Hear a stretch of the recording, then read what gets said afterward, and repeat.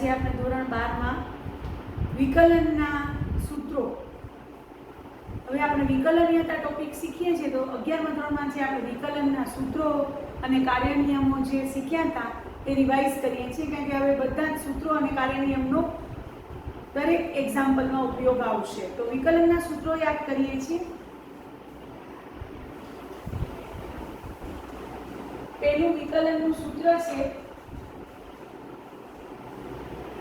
differentiation with respect to x d by dx of x raised to n બરાબર n x raised to n minus 1 જ્યાં n belongs to r. x raised to n નું વિકલન n x raised to n minus 1. બીજું d by dx of c equal to 0 જ્યાં c અચળ છે. d by dx of sin x નું વિકલન cos x.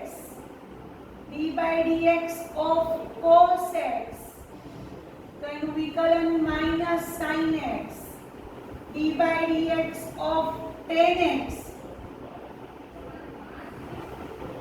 એનું sec square x. d by dx of cot x એનું વિકલન minus cos x square x. d by dx of sec x નું વિકલન sec x tan x. d by dx of cosec x એનું વિકલન minus cosec x into cot x.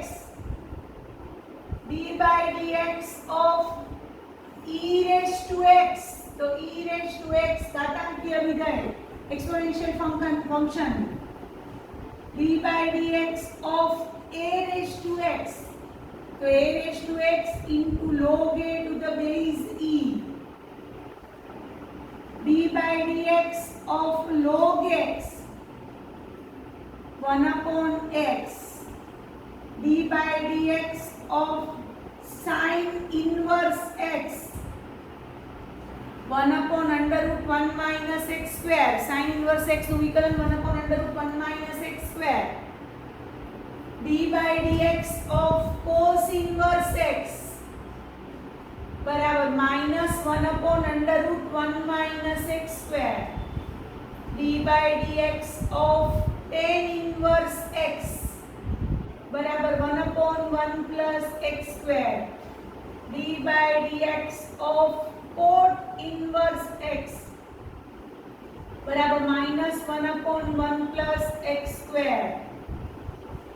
d by dx of sec inverse x બરાબર 1 upon mod x under root x square minus 1. d by dx of cosec inverse x બરાબર minus 1 upon mod x under root x square minus 1. તો આ રીતે આપણે total 17 સૂત્રો શીખ્યા. 17 સૂત્ર છે ટોટલ. 17 સૂત્રો તમને આવડવા જોઈએ. વિકલન આખા ચેપ્ટરમાં બધી જગ્યાએ આ સૂત્રોનો ઉપયોગ થશે. હવે આપણે કાર્ય નિયમો લખીએ છીએ. કાર્ય નિયમો યાદ કરી લઈએ. સૂત્રો સાથે કાર્ય નિયમો પણ સંકળાયેલા છે. વિકલનીયતાનું બીજગણિત પણ એને કહેવાય, એના ગુણધર્મો પણ કહેવાય, કાર્ય નિયમો પણ કહેવાય. કાર્ય નિયમોમાં પહેલો કાર્ય નિયમ છે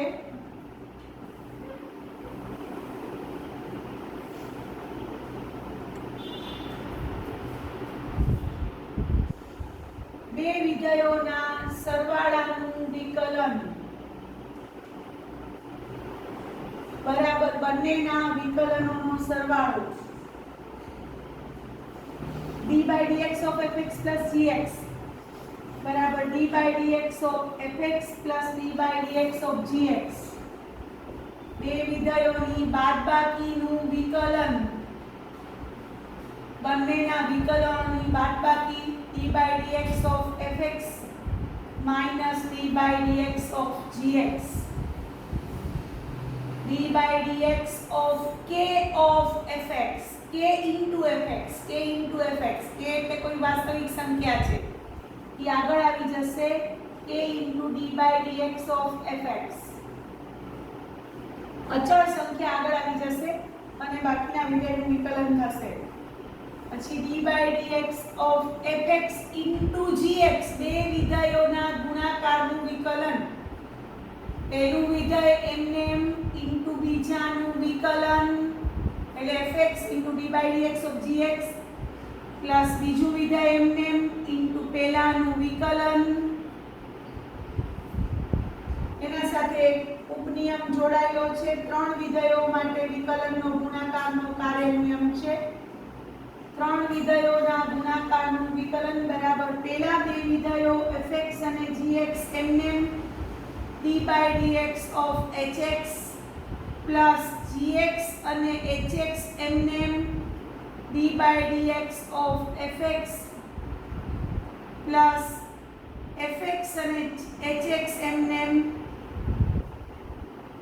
d by dx of gx. તો આ ત્રણ વિધેયોનો ગુણાકારનો કાર્ય નિયમ જે તમે ગુજકેટ અથવા જેડબલઈમાં વાપરી શકો છો. આપણી બુકમાં એ નથી પણ આપણે વાપરી શકીએ ગુજકેટ જેડબલઈમાં. ત્રણ વિધેયોના ગુણાકાર વિકલન સુધીની છૂટ છે આ રીતે. હવે પહોંચ્યા ભાગાકારનો નિયમ. બે વિધેયોના ભાગાકારના વિકલનનો નિયમ d by dx of fx by gx. તો છેદ mn એટલે gx mn into અંશનું વિકલન d by dx of fx minus અંશ mn into છેદનું વિકલન છેદમાં છેદનો વર્ગ. તો આ રીતે ભાગાકારનો નિયમ. એના સાથે એક બીજો નિયમ છે જે ઉપનિયમ સ્વરૂપે 1/gx નું વિકલન. અંશ 1 છે, છેદ gx એટલે x નું વિધેય છે, તો 1/gx નું વિકલન આવશે માઈનસ ઉપર d by dx of gx અને છેદમાં gx હોલ સ્ક્વેર. આ રીતે આપણે વિકલનના સૂત્રો અને કાર્ય નિયમો યાદ કરી લીધા. હવે આપણે સ્વાધ્યાય નંબર 5.2 માં જઈએ છીએ અને સ્વાધ્યાય નંબર 5.2 માં આપણે શરૂઆત સાંકળ નિયમ ચેઇન રૂલના દાખલાથી કરશું. કારણ કે આપણે ચેઇન રૂલ લાસ્ટ શીખ્યા છીએ. એના એક્ઝામ્પલ બે મેથડથી કરશું. બે ચેઇન u અને v ધારીને અથવા સીધી રીતે. પરીક્ષામાં બેમાંથી કોઈ પણ રીત ચાલશે. તો આપણે ચોખવટ કરી હોય કે સાંકળ નિયમથી કરો તો સાંકળ ધારીને તો આપણે u અને v બાકી બંનેમાંથી કોઈ પણ રીત આપણે લઈ શકશું. આપણી બુકમાં બંને રીત કરેલી છે. તો સ્વાધ્યાય નંબર 5.2 એનો એક્ઝામ્પલ નંબર પહેલો છે અને એની રકમ છે આપણી પાસે fx બરાબર sin x² + 5 નું x ને સાપેક્ષ વિકલન કરો અથવા વિકલિત મેળવો. તો આની આપણે બે રીતે દાખલો કરીએ છીએ. પહેલી રીત છે મેથડ રીતે. એમાં આપણે x² પહેલા લખશું અહીં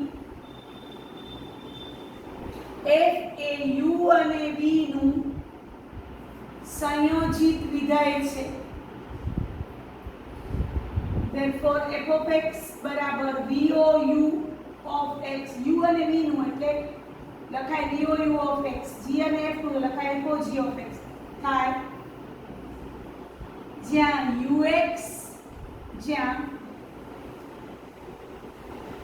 ux બરાબર અંદરથી વિધેય લેશું એટલે x² + 5 એને p લેતા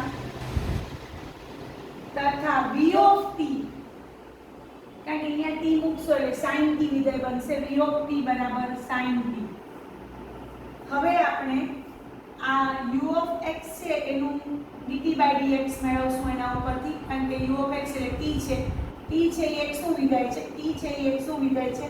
એટલે dt by dx આવશે x² + 5 નું વિકલન x² નું 2x 5 નું 0 અને dv બાય dt મેળવશું. v કોનું વિધેય છે? t નું.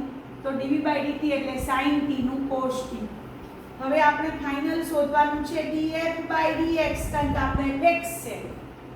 તો df બાય dx બરાબર તો dv by dt into dt by dx. dv by dt આવ્યા છે cos t અને dt બાય dx 2x છે. આ દેખાય છે બધાને. અને therefore cos t ની જગ્યાએ પાછા x² + 5 મૂકશું અને ઇન્ટુ 2x. તો આ સાંકળ ધારીને બે વિધેયોનું સંયોજન છે. તો આવી રીતે આપણે નવો ચલ t અને v ધારીને કર્યું છે. અને આની સીધી રીત છે રીત 2. રીત 2 પણ તમે કરી શકો છો. એને y કહેવાનું છે. y બરાબર sin of x² + 5. જે fx કહીએ છીએ એ આપણે ખબર છે y જ છે. y બરાબર fx આપણે ગણતા આવ્યા છીએ. તો dy by dx પહેલા ગોતીએ બીજી રીતમાં. dy by dx એટલે y નું x ને સાપેક્ષ વિકલન. તો આ બાજુ પણ x ને સાપેક્ષ વિકલન d by dx of sin of x² + 5 આમ લખવાનું. હવે અહીંયા ધ્યાન, હવે પેલું sin છે તો sin નું cos થશે વિકલનમાં, એટલે cos of x² + 5. પછી અંદર જે વિધેય છે એનું વિકલન બાજુમાં ગુણાકારમાં લેવાનું. એટલે sin of x² + 5 નું cos of x² + 5 ખરું. sin નું cos એટલે sin of x² + 5 બરાબર cos of x² + 5 બાજુમાં ગુણાકારમાં x² + 5 નું વિકલન. તો x² + 5 નું વિકલન 2x થશે +5 નું 0. તો આ જવાબ ને આ જવાબ જોઈ લો, બંને સરખા છે. તો તમે આ રીતે પણ કરી શકશો, આ રીતે પણ કરી શકશો. જો સૂચના આપી હોય કે સાંકળ નિયમને આધારે સાંકળ ધારીને કરો તો આ રીતે કરવાનું, નહીં આ રીતે પણ કરી શકશો. બંને રીત ચોપડીમાં આપી છે એટલે બંનેમાંથી કોઈ પણ રીત આપણે કરી શકશું. એક્ઝામ્પલ નંબર 2 5.2 સ્વાધ્યાયનો એક્ઝામ્પલ નંબર 2 આપણે કરીએ છીએ.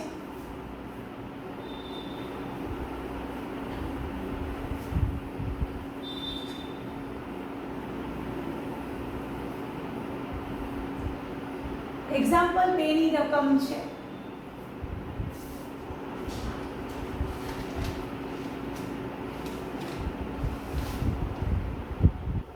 fx બરાબર cos of sin x.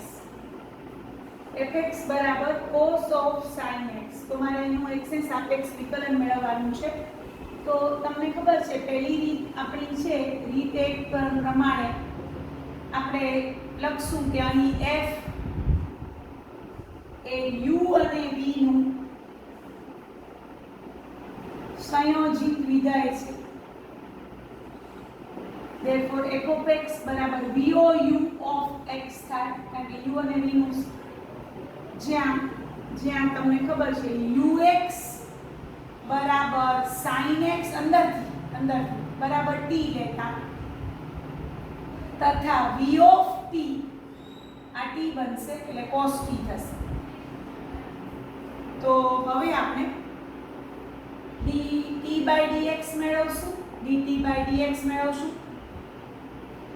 dt by dx એટલે sin x નું અને t નું x ને સાપેક્ષ વિકલન cos x તથા dv by dt મેળવશું.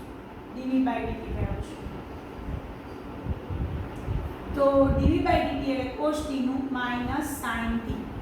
હવે આપણે df by dx શોધીએ છીએ. તો dv by dt into dt by dx. dv by dt minus sin t છે, dt by dx એટલે cos x છે. હવે t ની જગ્યાએ આપણે જે sin x ધાર્યો છે એ મૂકી દઈએ. sin of sin x આગળ માઈનસ into cos x. અને આની સેકન્ડ મેથડ છે, ડાયરેક્ટ મેથડ કહેવાય છે અને સીધી રીત કહેવાય છે. એને y કહેવાનો. y બરાબર cos of sin x. તો dy by dx બરાબર પહેલા તો d by dx of cos of sin x પહેલા આમ લખવાનું. હવે cos નું માઈનસ sin થાય એટલે minus sin of sin x into d by dx of sin x. બધા આમ જ કરશે, એક સ્ટેપ ગુચાવશે નહીં, કારણ કે બુકમાં પણ કરેલા છે. એક સ્ટેપ મોઢે નહીં થાય. તો આ રીતે આન્સર બંનેનો સરખો આવે છે. તો એક્ઝામ્પલ નંબર 2 આપણે કર્યો. હવે એક્ઝામ્પલ નંબર 3 માં જઈએ છીએ.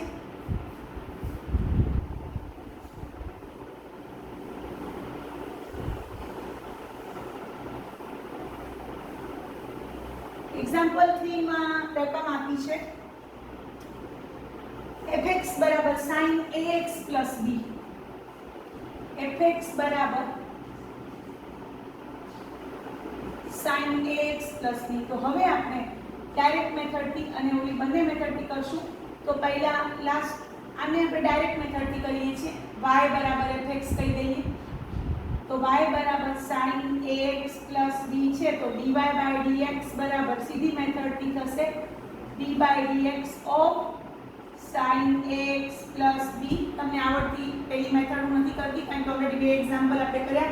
હવે sin નું cos ax plus b એમને બાજુમાં d by dx of ax plus b. તો આ રીતે cos ax plus b into ax plus b નું વિકલન a થાય કારણ કે a અચળ છે. x નું 1 એ આગળ આવી જાય, x નું 1 x ને સાપેક્ષ અને b નું 0.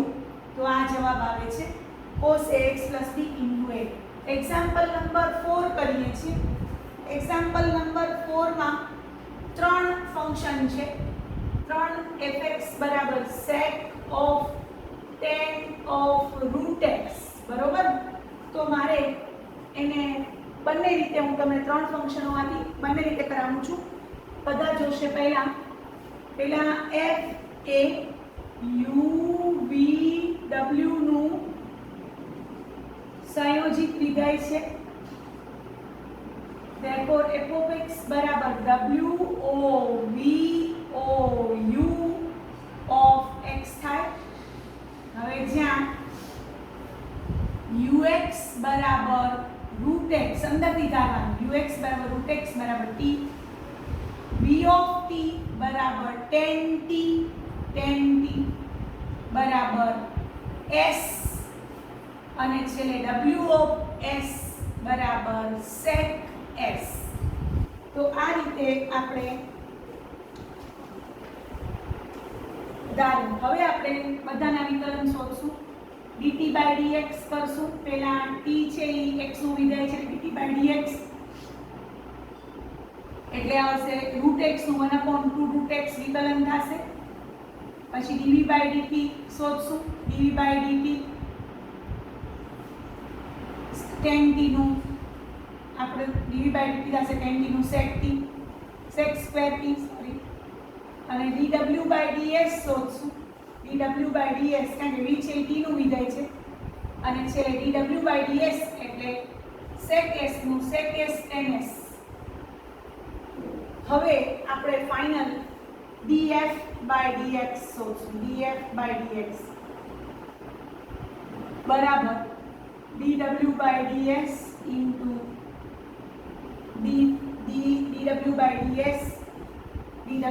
ds આવશે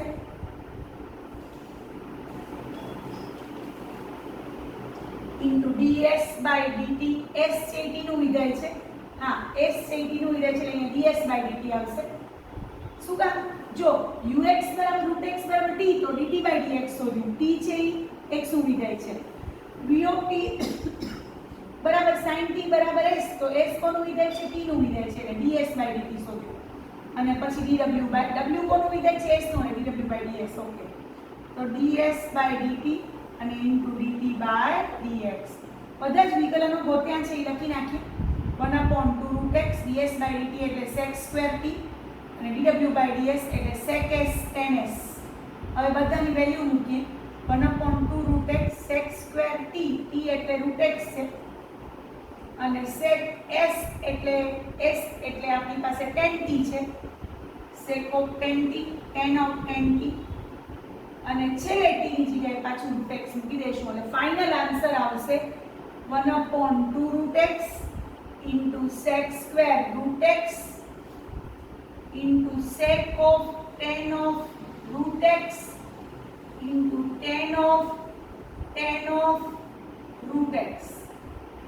તો આ રીતે આપણે સાંકળ ધારીને કર્યું. ધ્યાનથી ux બરાબર √x બરાબર t, v of t બરાબર tan t બરાબર s, w of s બરાબર sec x.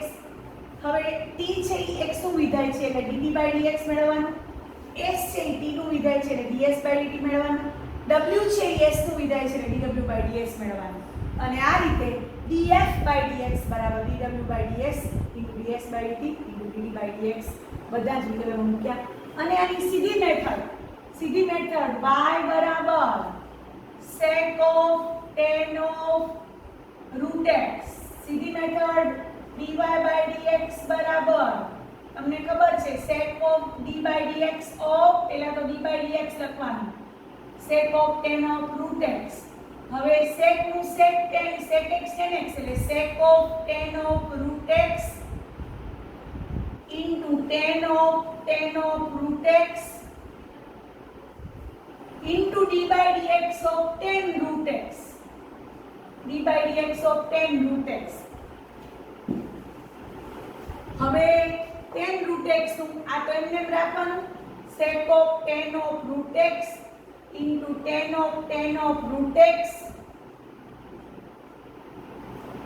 અને into tan of root x નું sec square root x અને બાજુમાં d by dx of root x. આ રીતે જ જવાનું છે.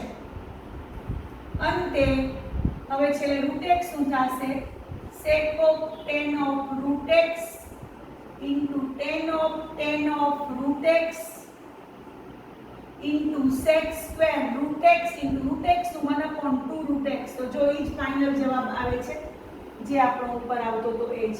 તો આ રીતે આપણે બંને રીતે સાંકળ નિયમના એક્ઝામ્પલ સીધી રીતે અને u અને v સાંકળ ધારીને કર્યા. તો તમને મારો વિડીયો પસંદ આવ્યો હોય તો લાઈક કરજો, શેર કરજો, મારી ચેનલને સબસ્ક્રાઇબ કરજો. Thank you very much.